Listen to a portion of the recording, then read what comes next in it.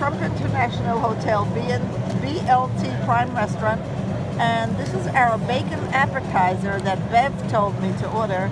And this lovely waitress, what's your name? Alex. Alex is cooking the bacon. That's hysterical. How you doing, Alex? Great, how are you? I'm taking a video. Oh. I'll also burn the rosemary here. You're burning the rosemary. Ooh, is the rosemary going on the bacon? I hate rosemary. No, it won't go on the bacon. Oh, good. Just for the smell. Just for the smell. Oh, okay. There we go. Burnt bacon. That's hilarious. So what was it called? Same time. And in a conversation with the worshipful mayor of Williamsburg, Mr. Benjamin Waller, he suggested that as we have competing bills currently being discussed within the General Assembly in Richmond Town, that we offer forth our differing opinions to you. After all, the will of the people is the supreme law now in our new Republican government, and in order to be a successful experiment, our citizens must all be engaged and informed. The question at hand before the House of Delegates is what is to be the relationship of church and state now that the war has ended. But first, permit me to make polite introduction of my very good friend and myself, a gentleman who succeeded me as the second governor of the Commonwealth of Virginia, and who is soon to journey to the distant and godless land of France to represent these United States. I present to you Mr. Thomas Jefferson of Albemarle County.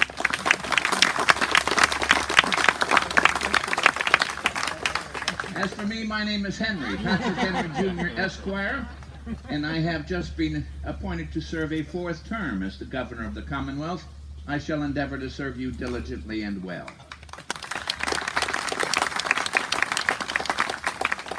Well, sir, we certainly are of a differing mind on this particular question. Which of us should begin? Well, Colonel, as is your usual custom, you already have begun.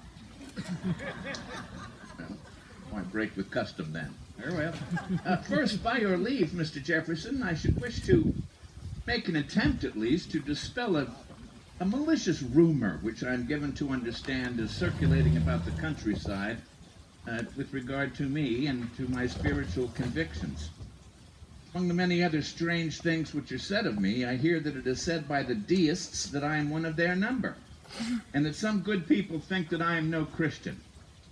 The thought of this gives me greater pain than with the appellation of Tory, for I consider religion to be of infinitely higher importance than politics, and I find I have much cause to reproach myself for having lived so long and not given more decided public proofs of my being a Christian.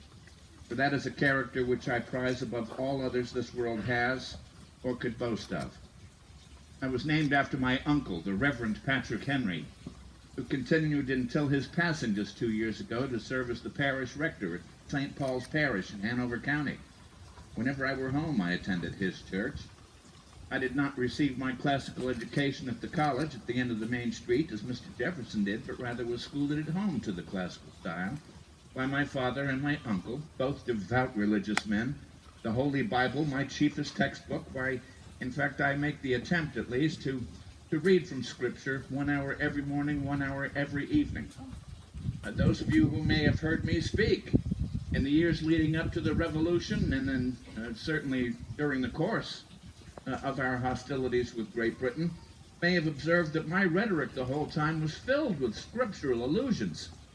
That time and again I compared the people of America at that time of crisis to the children of Israel, whom, to remind you, were rather contented to live as the slaves to the Pharaoh in Egypt, so long as he was a loving parent and a kindly master.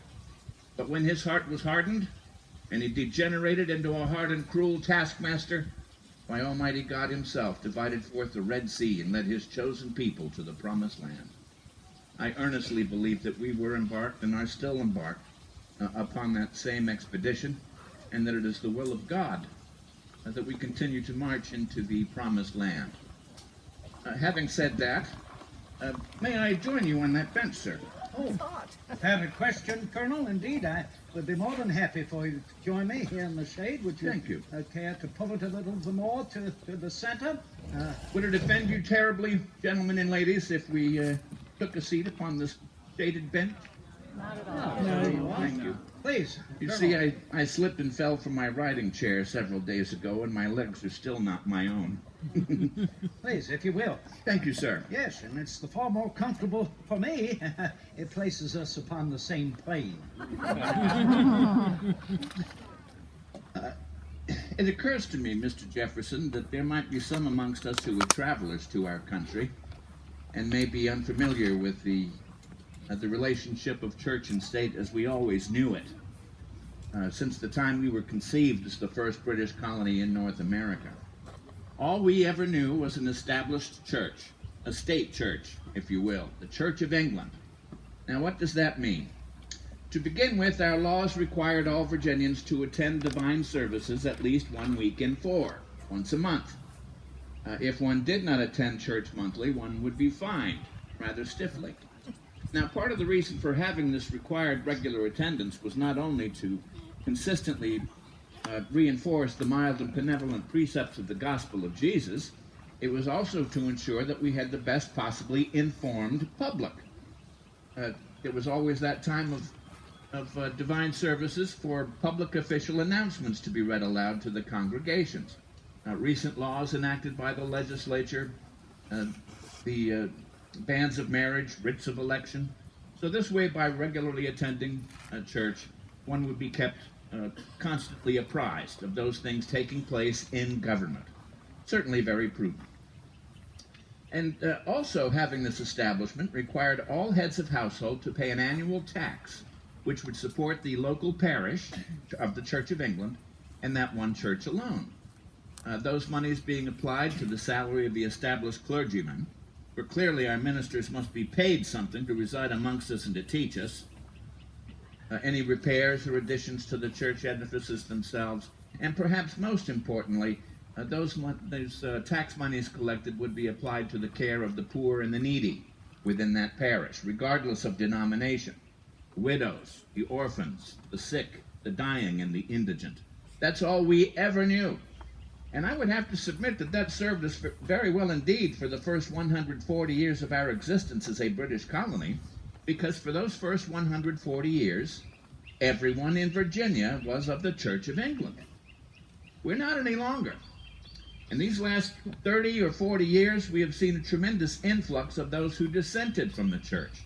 Presbyterians in vast numbers, Baptists, German Lutherans, Quakermen, and Mennonites descending our valley road from Pennsylvania, settling into our western reaches there in the Shenandoah. There's still more German spoken in the Shenandoah Valley than there is that of the King's English. Moravians, Dunkards, Swedenborgians, Methodists, and perhaps early on as a young man, because so many of my own family had embraced a dissenting religion, that being the Presbyterian faith, I began to think that it was rather unjust that these honest Protestant Christians had to pay a tax to which they themselves did not subscribe. In other words, they were tolerated to worship as they chose to do, but they were truly not free. Well, all that changed here in Williamsburg, in fact, in the Capitol building, back in May and June of 1776, when, as a member of the 5th Virginia Convention myself, we unanimously declared that these united colonies are and of right ought to be free and independent states. Indeed. Williamsburg, my friends, the birthplace of American liberty. You must admit it. Well, at any rate, we determined that we would form a republican system of government, but first we wrote what I believe is the most important document ever conceived in the history of mankind, the Virginia Declaration of Rights. 16 different articles laying out those rights which come from God, not from government, and as those rights come from God, they may not be removed by government. And the final article in the Virginia Bill of Rights has to do with religion. It reads thus, that religion, or the duty which we owe our Creator, and the manner of discharging it, can be directed only by reason and conviction, not by force or violence, and that therefore all men are equally entitled to the free exercise of religion according to the dictates of conscience. And it continues that it is the mutual duty of all to practice Christian forbearance, love, and charity towards each other. So there you have it. We enjoy complete religious liberty here in Virginia, and perhaps we are the first country in the world in the history of man to determine upon that particular freedom. Now remember, too, that at the time that we wrote our Declaration of Rights, we were already embroiled in a savage and bloody war, with the most powerful army and navy the world has ever seen. War being the most expensive business that a government may undertake, it was decided by the legislature at that time that we would suspend all tax monies applied to religious teachers, and instead we would put all of those resources into our self-defense, and that we would bring up the matter once again of church and state as soon as the emergency had ended. As a technical point, the war ended last year with the Treaty of Paris in 1783. And this year, in 1784, the question of church and state is being hotly contested within the halls of the General Assembly. In effect, there are three different camps as to how we should proceed. On the one side of the aisle, chiefly led by these Eastern aristocrats of the Tidewater, staunch Episcopalians, I mean you no offense, sir, these gentlemen are arguing for a continuation of that which we always knew before. That is, one single established church. We'll call it by a different name, the Church of Virginia or the Protestant Episcopal Church. Everyone pays taxes to it. It alone sees to the care of the poor and the needy. Frankly, sir, very little support for that particular scheme. On the other side of the aisle altogether, introduced by Mr. Jefferson, Bill number 82, a statute for religious freedom, which in effect disestablishes religion throughout I beg Virginia. your pardon, Henry? I will certainly give you the opportunity to speak as to the merits or lack thereof of your particular plan, Well, sir. I am waiting.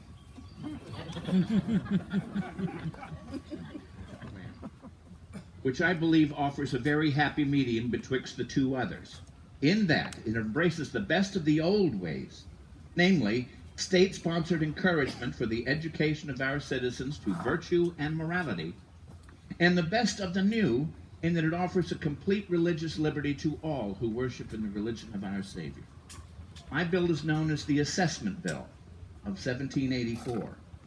By this plan, once more, all heads of household will contribute an annual, very moderate assessment towards religion. However, in breaking with the past, they will be able to choose to which church or meeting house or minister that they wish those monies to be applied. Furthermore, in the event that a family cannot determine upon a particular denomination, they may elect to have their funds applied to their monies applied to a general fund, which will then go towards the erection and maintenance of public seminaries for learning, in which the fundamental principles of all religion will be inculcated in our society, particularly those young men who feel a calling to preach to the many needy flocks throughout the Old Dominion. I introduced my assessment bill because, frankly, I think that we are fast coming upon a time of crisis. You see, like many gentlemen in this enlightened age of the 18th century, I regard the Baron de Montesquieu to be the founder of the notion that politics and government can be studied, like a science, and thus it can be predicted. He has written extensively of all the various frameworks of government which ever existed in man's history, including that of a republic. And he very clearly, convincingly demonstrates that a republic cannot hope to survive, let alone to flourish, unless the people which comprise it are virtuous and moral, and adhere to the mild and benevolent precepts of the gospel of Jesus. For if they do not, that republic will certainly suffer the same dreadful and barbarous fate as did the Republic of Rome, which, to remind you, collapsed most miserably in rivers of blood, the countryside all ablaze, and owing to rampant immorality and depravity. Oh, Henry. What, sir? Can you truly deny that we're not headed upon such a course? Yes, if you will allow me a Oh, moment. Friends, consider. Prior to hostilities with our parent country, there were 128 licensed clergymen throughout the whole of Virginia. Today, these 8 years later, after separating ourselves from the Church of England, there remain only 23. 'Tis a reduction of 80% of our religious teachers. Vestrymen are resigning from that most important local council of men, that council which is charged with looking out after those in need around them. No one willing to take their place. Churches and meeting houses are completely abandoned and falling down, with the exception of sheep and goats grazing within the old structures. And increasing numbers of our society are refusing to contribute any money at all to the care of the poor and the needy. Something's got to be done. And I believe that my assessment bill addresses just that. The reason that we've seen such a reduction in our clergy is because they have to have some means of providing for themselves and their families. So they're taking other occupations or going to distant lands instead.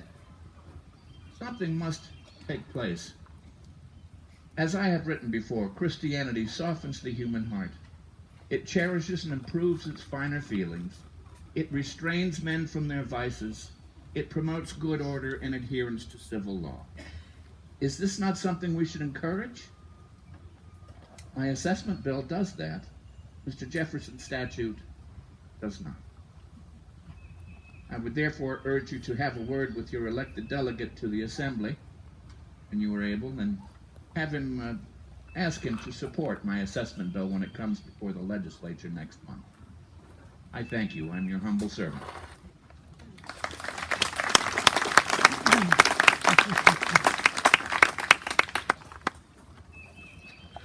So soon. Citizens, rest you assured, it is a great delight to have the opportunity to share the dais once more with my friend, truly, my compatriot. In recognition through years of our collaboration, sir, we still hold fast that as Americans, let alone Virginians, a difference of opinion ought never be a difference of principle. And let us not forget as a people that one of the founding principles of our nation is to hold an opinion freely and to freely express one's opinion, and to remind ourselves we are the first nation in the history of man founded upon principle, not upon royalty, monarchy, nobility, landed gentry, aristocracy, special privilege. Remember, that's why we fought the war. In order to establish a government of, by, and for whom? People. I thank you, people, for being here today revisiting this ancient difference of opinion among civilized men. I laud Colonel Henry's liberty to speak his mind upon this subject, and the more so the opportunity that I may reply, and even the more than that you, the people, as the ancients said, vox populi, vox Dei, the voice of the people is the voice of God, and therein nature will speak, to be heard accordingly. As you heard Colonel Henry expose his upbringing in matters upon religion, many of you may know I rarely speak upon religion, even less so to write about it, and never together but amongst people of reason. Recognizing he who gave us common sense gave us reason, and to realize that when people of reason gather together to discuss religion, well, we will find more to agree upon than we ever find to disagree over. And therefore I pursue that liberty and freedom to agree to disagree, but to hold fast to the founding principles over which we shed our blood in the American Revolution. And nonetheless, that liberty and freedom of the human mind, the greatest vehicle of liberty, freedom, and happiness that any individual possesses, it is yours, not a soul can take it away from you, and it is good common sense. It takes just as much energy to be happy as it does to be miserable. And what makes us happy but that liberty, that freedom to carry our communion with our Maker as we choose, free of any coercion, free of any dictates and dogmas, forcing, imposing upon the liberty of the human mind one particular religious opinion over all others, and particularly as Colonel Henry was wont to revisit the old regime, the facts that we were not only governed by the British monarchy, we were also governed by their church. Colonel Henry, I beg pardon, has proceeded thereupon to somewhat twistify the facts. Have you paid attention? Oh yes, he has twistified the facts by declaring since our war began, our churches have gone vacant, now filled with sheep and cattle, that there are very few who rise to the pulpit. Well, yes, citizens, that's not a lack of morality. That's not a lack of interest in religion. It is simply the fact that when we declared our independence, we not only severed our ties with the civil authority of the monarchy of England, we severed our ties with the Church of England. And for these last glorious 8 years, man has never been more free than he is now in our nation to hold his religious opinion freely, to worship freely as he should choose. And these churches here in Virginia are now aching for various congregations to fill therein and to welcome their particular preachers.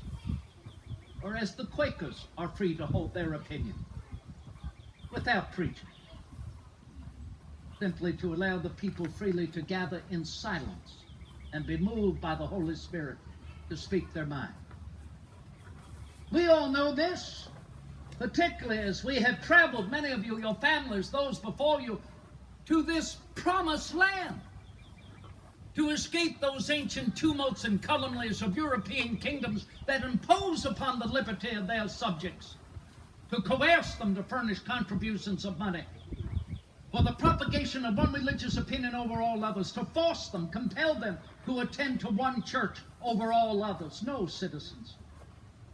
We have just these last several years experienced the most wonderful freedom for religion. Lest we think that this has happened overnight, nay, indeed, it occurred well before our American Revolution, because freedom for religion was evident in the former colonies of Rhode Island and Pennsylvania. So we have become familiar with that particular liberty, that habit and custom that has proved most successful and beneficial to a free people. And now it is the opportunity of the former sister colonies of those two aforementioned to be finally free to follow the choice they wish, to carry their own communion with their Maker. And that is what occurred here in Virginia, beginning as Colonel Henry stated, May the 15th, 1776. And so, citizens, it must continue. We must not allow ourselves to fall backward into the ages of the darkest ignorance, or to think that anything that was conceived of in the past cannot be improved upon and bettered here in our time. Let us be so bold to claim, as a new people, as Americans, that the earth belongs to the living generation. The dead hold no power over us. This is ours now, a liberty and freedom, particularly of the human mind, that man has rarely experienced. Let us taste this and savor this sweetness of liberty. And that is what my bill purports. My bill is properly titled the Bill for Religious Freedom. This is not a bill of religious freedom. Nay, be cautious of the semantics, because to suggest Jefferson is in favor of a freedom of religion feeds into Colonel Henry's hand, that Jefferson desires to disengage us from religion, of religion. No, this is freedom for religion. And rest you assured, common sense will avail. Wherever there is freedom for religion, you will see the greatest civilizing of man. Upon those principles, that premise, which is the foundation of all the world's religion, simply do unto others as you desire to have done unto yourself. Love your neighbor as you ought to love yourself. Where has there been a greater opportunity than there has been these last several years here in America? This is what my bill secures in perpetuity for generations yet unborn, that greater opportunity for the civilizing of man to do unto others, to allow you that liberty to carry your communion. Now, Colonel Henry and I have been familiar with this title, Freedom for Religion, because as you recall, it was the title given to the committee, the Committee for Religion, which was formed by the House of Burgesses back in 1769, right here. And it was the committee that was formed to meet the growing number of petitions being put forth by the growing number of dissenters here in Virginia. The rising number who refused to abide by the laws of the Church of England, who refused to pay their tithing to the Church of England. Remember that? Regardless of our religious opinion, we all had to pay a tax to the support of the Church of England. If we wanted to marry, we had to purchase our marriage license from the Church of England. We were even expected to follow that law by worshiping in the Church of England at least 12 Sundays a year, on the average 1 Sunday a month, and if we desisted, we were fined, and if we failed to pay our fine, we were thrown in the jail. Colonel, you remember vividly, before the war began, our jails here in Virginia were becoming filled with Baptists. You stood on their behalf. I stood on their behalf. They came in droves from the north, preaching freedom for religion. Is that any the less, with respect to any other, free to hold their religious opinion now?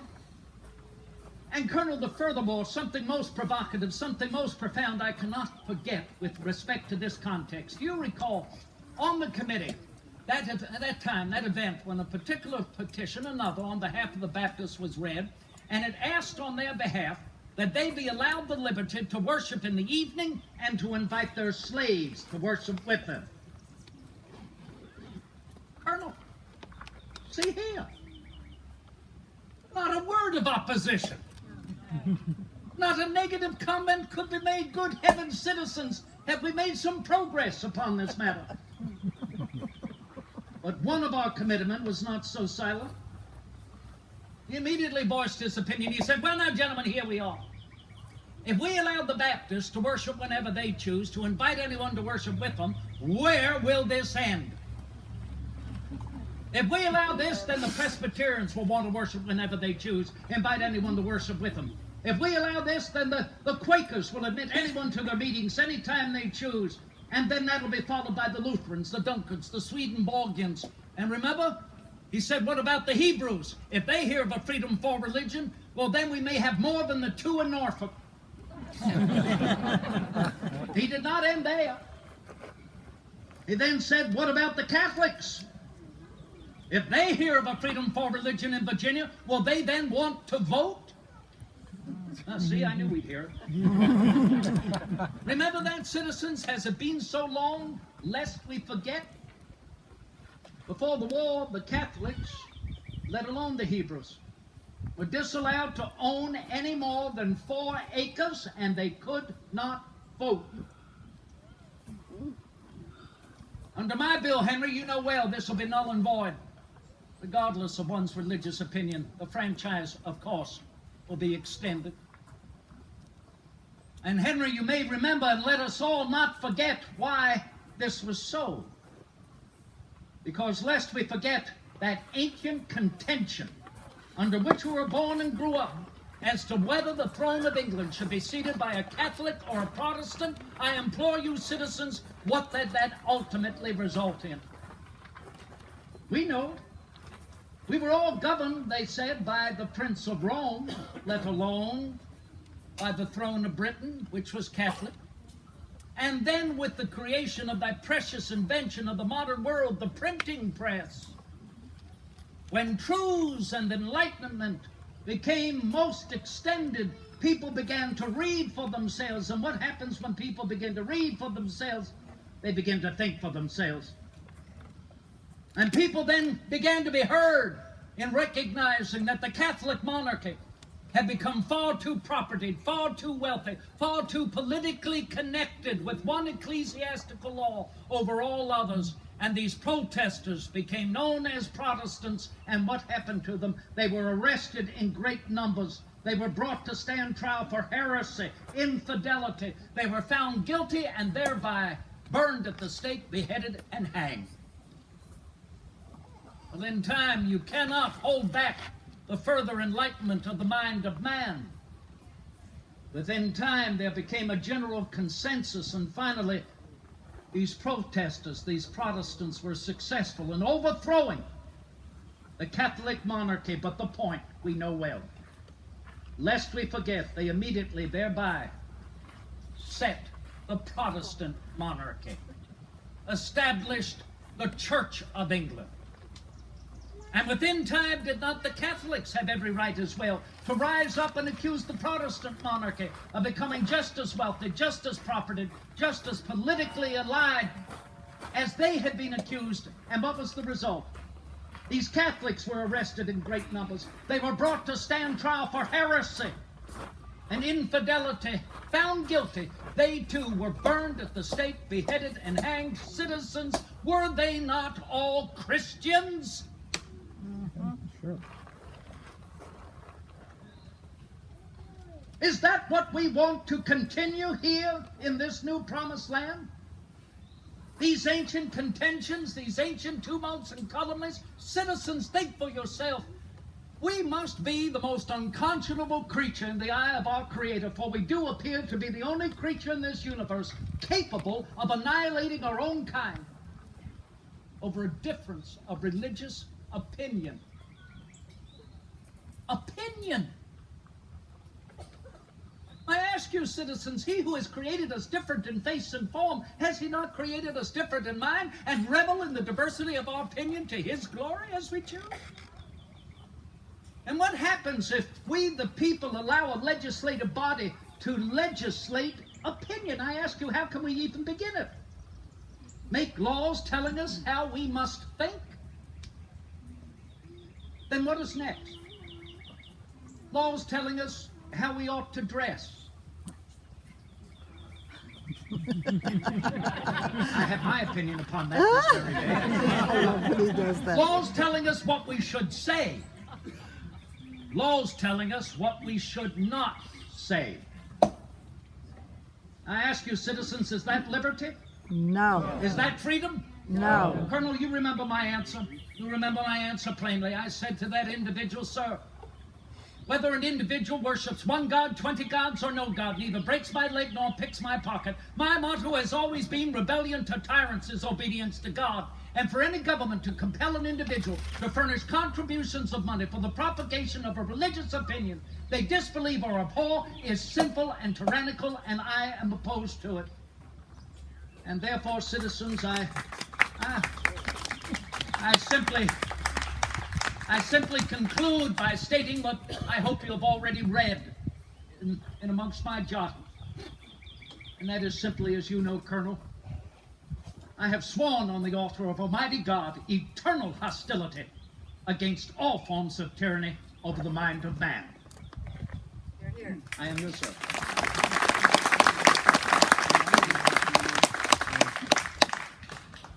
Oh, what a delightful way of looking at the world has Mr. Jefferson. The language in his statute, and the words we've just heard him utter, he seems to truly believe that the nature of man is good and pure and generous, that if left to his own devices, he will freely and happily give to those around him who are in need. And yet, sir, why have we not seen that over these last 8 years? Why have we seen just the opposite? It is because, as all experience and history shows, the nature of man is given to sin. Our appetites will always outweigh our reason. There's another article of our Declaration of Rights, which I shall recite for you now, particularly close to my heart because I wrote it. It's article number 15, and it reads thus, that no free government or the blessing of liberty can be preserved to any people but by a firm adherence to justice, moderation, temperance, frugality, and virtue, and by frequent recurrence to fundamental principles. Where do we learn these principles, friends? Do we learn these principles from government? Certainly not. We learn these principles from ministers of the gospel, who must have some means to provide for themselves and their families to continue their good and noble works. As Franklin has said before, if men are so wicked with religion, imagine what we'll become without it. Yes, Colonel. The two of us had the privilege to converse with Dr. Franklin at length. A man of great fairness, a man of great wisdom, a man with an enlightened and open mind upon all subjects, particularly in religion. He understood well that the most diabolical element upon which a people might succumb and forget their inherent rights and liberties is fear. Fear. Do not let ourselves be so easily coerced with a fear that things have gotten worse, when in fact, in evidence, things have been better. Better now than they've ever been. To secure the liberty and the freedom of the human mind, to think as one should choose. Do not let yourselves fall prey to something intangible. And Henry suggests, if you will, that my bill will provide rampant immorality. Citizens, think again. You just heard Henry say, are we to rely upon these principles with government, to look at government? Citizens, Henry is suggesting governmental administration to administer the public tax you will pay out of your pocket, which he says is to regulate morality. So I ask you, Colonel, we're to look upon government as an example of morality. Who's twistifying the facts now? That's what you said. They all heard it, Henry. You're an adroit attorney, but I continue to follow the fact of the matter regardless. My assessment bill is not foisting one religious opinion upon anyone. It very clearly states it offers each head of household the choice to where they wish those very reasonable assessments to be placed. That's all. Government is only involved insofar as the tax collection, and that's, as it's always been, the sheriff of each county. Your neighbor. You know him. You trust him. It's not as though the men in the General Assembly are going to be dictating how you are to think or how you are to dress. But trust me on this, my friends, one way or another, you're going to pay the tax. It's either going to be to encourage and support ministers of the gospel around Virginia, or it's going to be used to have a sheriff or an undersheriff at every street corner and crossroads. Oh. You see them, the haunts now, cry of raw heads and bloody bones? Citizens, cast off the pall of ignorance from your own vision and realize indeed what Henry is saying, a trust to your neighbor to gather that tax going for what predominantly teaches of Protestant Christianity. Is that freedom for religion? Citizens, that is merely toleration, and rest you assured, wherever you tolerate religion, you are immediately inferring intoleration. Be cautious. Abide by the title, truly and in fact, freedom for religion. The title of my bill, granting even those, Colonel Henry, to continue to chastise me, to refer to me as a heretic, a blasphemer, perhaps even an infidel. It will be my bill that will guarantee your liberty even to hold that opinion opposed to me. Where's the mind of man to be the more free? I wonder, Mr. Jefferson, if you might be willing to submit to some questions from our hearers. Oh, yes. Indeed, as I said earlier, you know well, Vox Populi, Vox Dei, the voice of the people is the voice of God. I would certainly welcome, sir, yes. Very well. Should any of you have any particular questions of Mr. Jefferson or myself having to do with our competing bills or any other thing for that matter, please signify by raising up your hands and being recognized. Please, sir. Mr. Henry, in your bill, your assessment bill, you mentioned will be very, very modest. Yes. My concern is one of future governments, future people in places of power, what if they are to say that assessment is not sufficient, must be raised, or we must make an assessment for this other item of net worth, and so on and so on, until we finally have this panoply of assessments ever rising, ever reaching into the hands of the pockets of all these people, taking money, using it for governmental purposes such as, and I don't disagree with what you describe as being necessary. I disagree with your needs because you say, trust me. All due respect to you, sir, and all due respect to Mr. Jefferson, I must tell you, don't trust the man. For those who do not hear the gentleman, he states that he does not trust either Mr. Jefferson or myself, or any political office holder for that matter. He is concerned that if my assessment bill is indeed enacted by the General Assembly of Virginia, that the assessments will continually increase to the point where everyone's pockets are going to be drained of their last shillings. Remember that we have erected a republic. Ultimately, what happens in government is up to the people themselves. We have annual elections here in Virginia for our legislature. We have an annual election for our governor, who may serve no more than 3 consecutive one-year terms, and then must stand down from that office for at least 4 years to remember from whence he came before he might hold that office of governor again. Ultimately, the responsibility would be up to you, sir, not to the men in government. And furthermore, I remind you that each year's assessment is going to be made based upon the needs of the parish, and those who will decide upon what amount that is going to be for each citizen in that parish is the vestry. You can always remove a vestryman if you believe that he is becoming oppressive. So I don't see how it's any different from the way things always have been in Virginia. There's a difference, Colonel. I applaud the gentleman for professing his opinion freely, and particularly to state he has, no trust in either you or me. But that, of course, sir, recognizes the great improvement we have brought about.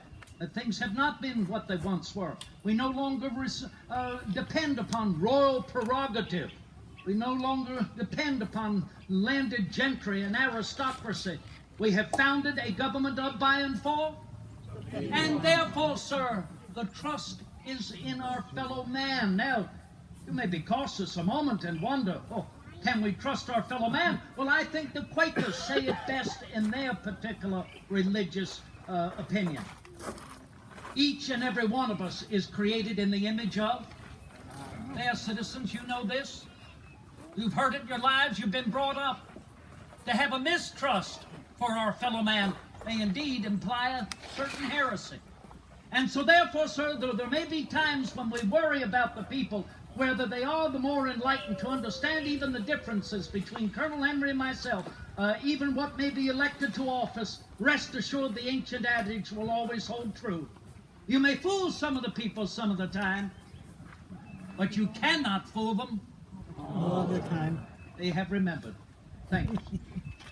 I wonder, Mr. Jefferson, if you might be willing to submit to a division amongst our hearers as to which of our 2 plans they would prefer to see enacted. Good heavens, you mean a vote to be taken of the people? Aye, out of curiosity. A primary vote before it goes to the House? Quite so. I should be in favor so long as it is not corrupted. Then I will remind everyone of the requirements necessary in order to have the franchise in Virginia in this year 1784. Can I ask all of you to please rise? You ladies, of course, may remain comfortably seated. In order to vote in 1784, you must be a free white male. If you are Indian, Negro, or mulatto, please be seated. You must be at least 21 years of age or older. If you are not, please be seated.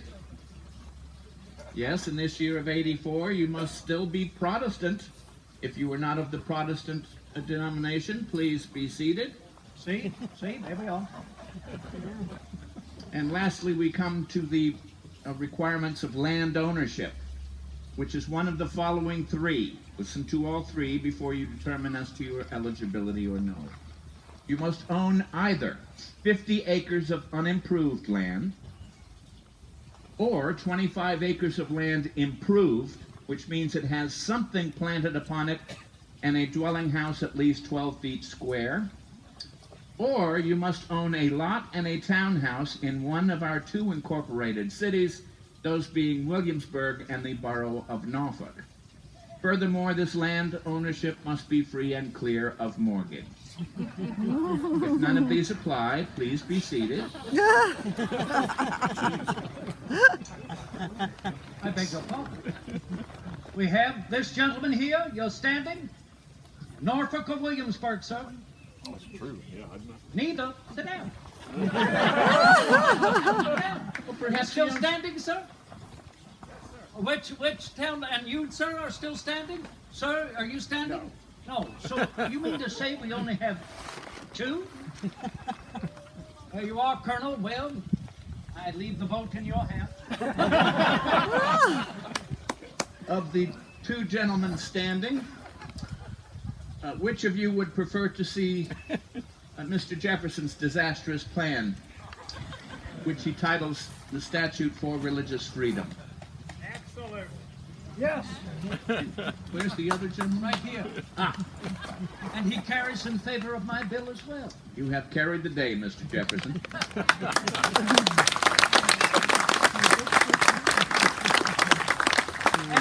And yet, Colonel, if you will allow, merely a primary. And therefore, to follow in proper parliamentary procedure, the ultimate voice of the people through their elected officials. But Colonel, I think that we have succeeded. We have overwhelmed, if you will, what might be the popular vote, and that is in expressing once more our inherent right. Those rights you so beautifully expressed at the beginning, given to mankind by nature and nature's God, not by any government nor any ruler. And in